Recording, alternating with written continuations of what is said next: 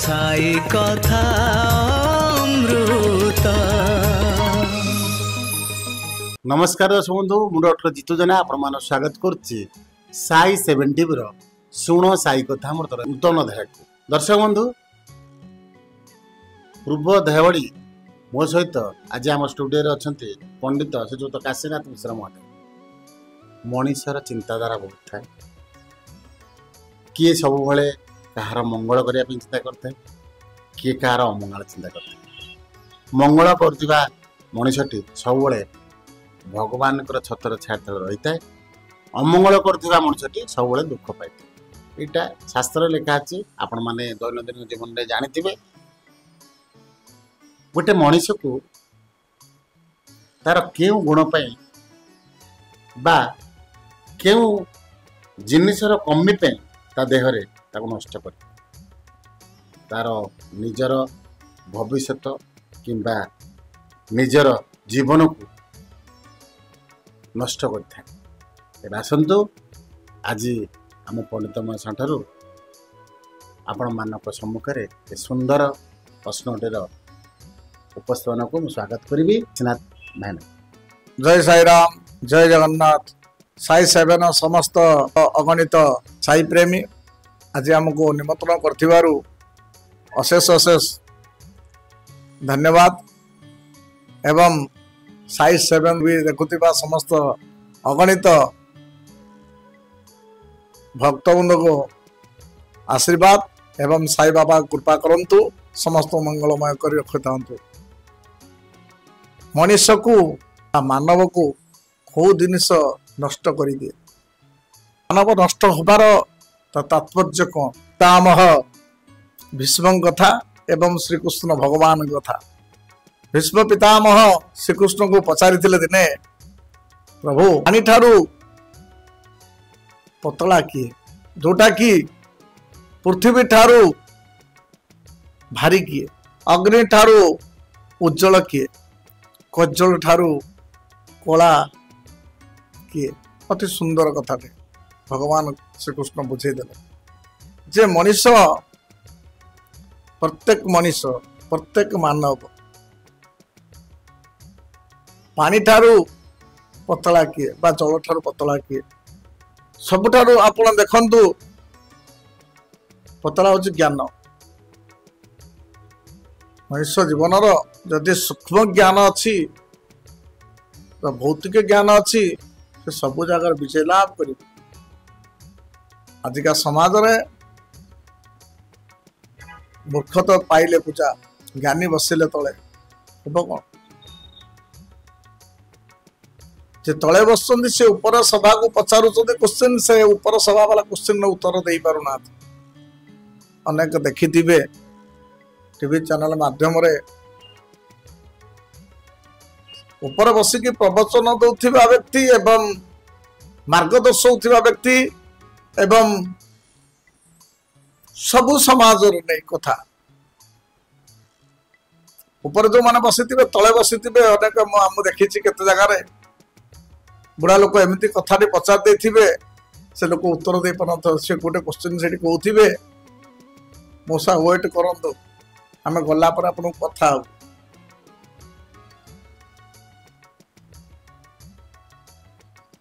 ता भी सत्य कथा।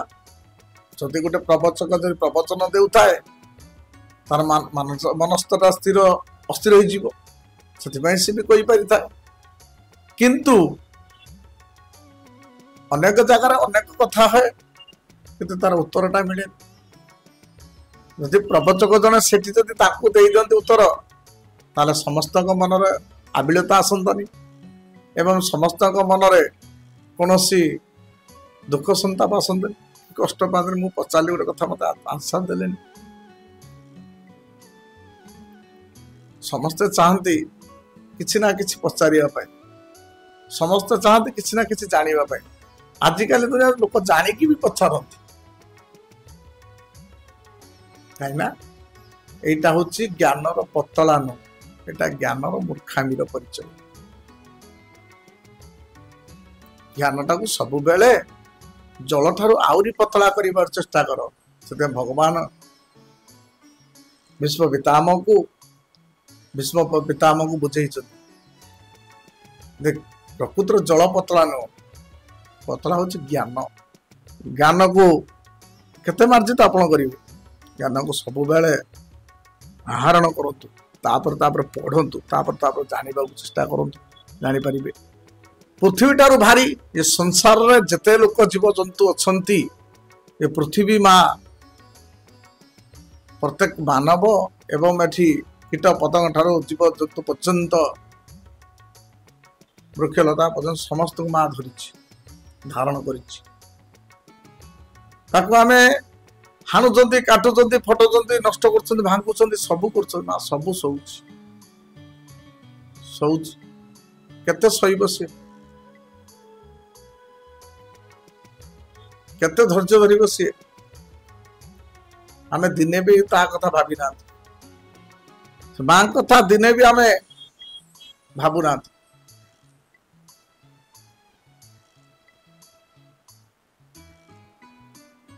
पाप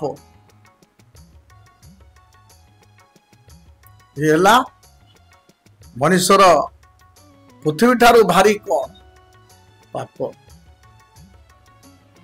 जदि पाप संख्या एते मास होची किसी कहू नहीं किंतु पाप जदि हम मास होई परिबन फाटी जीव सुधा पाप कला बेले चिंता करो पाप कोठी जोटा मनरे पंचमन भीतर जो बाहर पाप से जगह का जातु पुनराय फेरी आस जोटा लगुच भल कर्म से करंतु पाप कर्म लिप्त रुहतु ना माँ वसुधा भी सही पार छोट पदरे कार्यक्रम समापन करवा अग्नि ठारू उज्जवल कौन भगवान को भीष्म पचार भगवान कृष्ण जवाब दे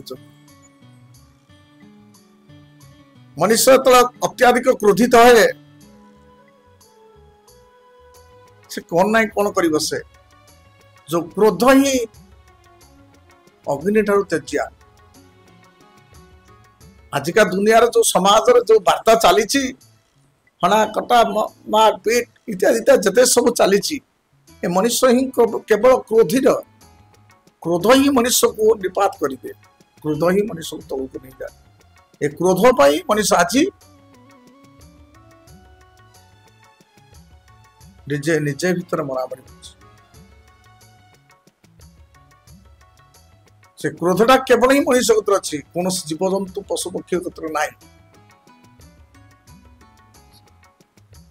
से माने बुझीबा विचारिया अच्छी क्षति हेले से क्रोधित हेबे बाघ को आम दीपार पिटिले से रागिब क्षति कले मानव कौन क्षति नथिले भी से क्रोध होई मारी दउछि मानव शरीर भीतर बुझीबा सुझीबा शक्ति अच्छी कि बाघ बाल विकत बुझा शक्ति ना से निया पशु तुल्य पशु बोली नाम दिहला आपको दिहला मानव मानव जीवन दुर्लभ जीवन भागवत पुराण लिखाला मानव देह दिव्य ज्ञान देखी संतोष भगवान सबू दे कि मनुष्य क्रोधी रही आज जुग ये अवस्था चली जो कलिकी पुराण अच्छी 12 हाथ खंडा बुलिब सेटा नुह 12 हाथ खंडा बुलिब 12 जन को हाथ घरे घरे 64 जुगनी खेलिबे 64 जुगनी को प्रकृत आसी बुलिबे ना घर भीतर ही जुगनी अच्छा घरे घरे ही जुगनी से शोषण करी करी तुम खाई से पुराण कथा परगु जीवा मालिका वचन ये क्रोधर अग्नि की निपात करंतु एवं शांत एवं स्नेहनशील हवा दरकार किए कौन कहला आप धैर्यता सहित शुणु एवं धैर्यता सहित अपेक्षा करूँ नचे से जगह जदि क्रोधित है से जगह जते शीघ्र परित्यज्य करते तबे आपण मंगलमय हम एवं से जो लोक रागी क्रोधित होती भी मंगलमय हम। कजल ठारू कला कौन भगवान श्रीकृष्ण सुंदर भाव भीष्म पितामह भीष्म को दे चलती आंसर।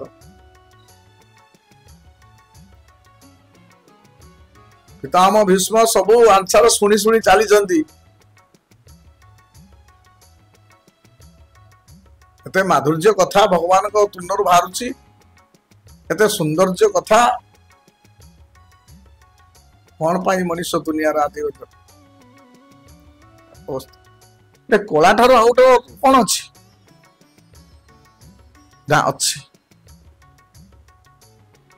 भगवान श्रीकृष्ण जो पितामह भीष्म को बुझे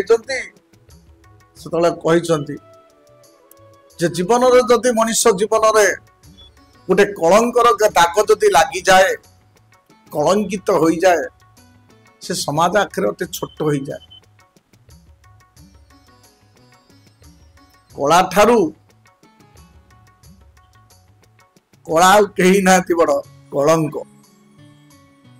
ये कलंक जहाँ लगी ना से समाज आगर समस्त आगर छोट हो। अवश्य धन दौलत थाई पारे बड़ हिसाब से थाई पारे कही पारंती लोक सामना पर किंतु पछरे पदे कहते ना एटा एटा कलंकित लोकटा एटा खराब प्रवृत्ति लोकटा धन सीना आपण को जागृत कर समाज रे आज्ञा आज्ञा बोलू थाए पछरे अनेक लोक अनेक वचन कहता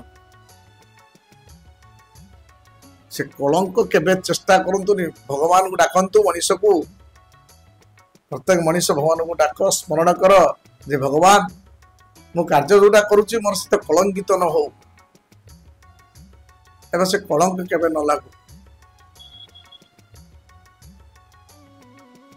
कलंक जदि मनुष्य ठाई लागिला दिनों दिन पूरा से कलंकर कथा को मन भीतर गुणी से दिनों दिन तलू पड़े। अनेक कथा तो अच्छी अनेक शब्द अच्छी बुद्धदेवर कथा केते अच्छी चाणक्यर केते श्लोक भी अच्छी आमे कहा कथा आमे ग्रहण करूना समाज को कार्यकारी करूना समाज समस्त मानव किसी ना किसी करूँ आमे कहूँ जे सब करूँ किसी ना किसी पालन करूँ जो द्वारा कि समाज मंगल हम एवं आपण मान मंगल हम सर्व विश्वर मंगल हम। जय जगन्नाथ जय सीताराम की जय।